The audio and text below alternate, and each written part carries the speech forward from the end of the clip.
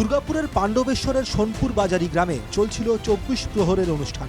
শনিবার রাতে গ্রামের অনুষ্ঠানকে ঘিরে বচসা শুরু হয় বাদ্যকর ও বাউরি পাড়ার মধ্যে। বচসা থেকে তৃণমূল বিজেপি সংঘর্ষে রণক্ষেত্রের চেহারা নেয় গোটা এলাকা। যার হেড মালিক হচ্ছে বাপ্পা বাদ্যকর, তার নেতৃত্বে ওরা কিন্তু রেডি ছিল যে বাউরিপাড়া ছেলে এলে মারবো।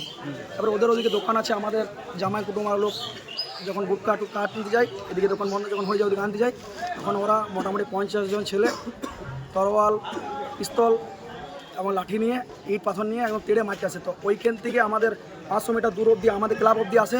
এখানে গৌরমণ্ডলী চলছিল, মেয়েদের ওপর চড়া হয়, মেয়েদেরকে মারধর করেছে, এমনকি 4 জনকে এমনভাবে মেরেছে ধারণা বিষয়। তারা এখন ইনজুরি আছে ভালো রকম, একজন সিরিয়াস হয়েছে।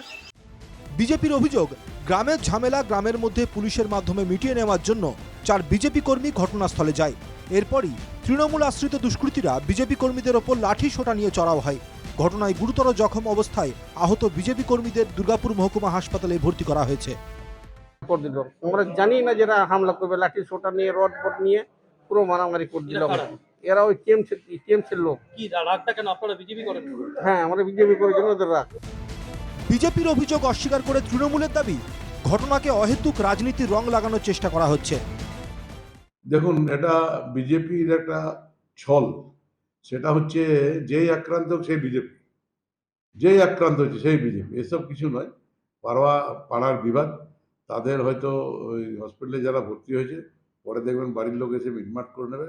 এর সঙ্গে কোনো রাজনৈতিক কোনো ঘটনা জড়িত। শেষ দফার ভোটের শেষে এই ঘটনাকে ঘিরে থমথমে গোটা এলাকা।